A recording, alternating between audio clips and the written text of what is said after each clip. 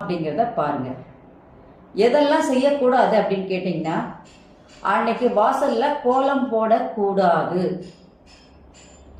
மது அருந்த கூடாது, அசைவம் சமைக்க கூடாது, உணவு சமைக்கும் போதும் சரி பரிமாறும் போதும் சரி இரும்பு பாத்திரங்கள்ல நம்ம பயன்படுத்தவே கூடாது. இரும்பு அல்லாத மற்ற பாத்திரங்களை நம்ம அன்னைக்கு முழுசா பயன்படுத்தலாம். சில பேர் பார்த்தீங்கன்னா அன்னைக்கு போய் முடி வெட்ட போவாங்க அமாவாசை நாள்ல.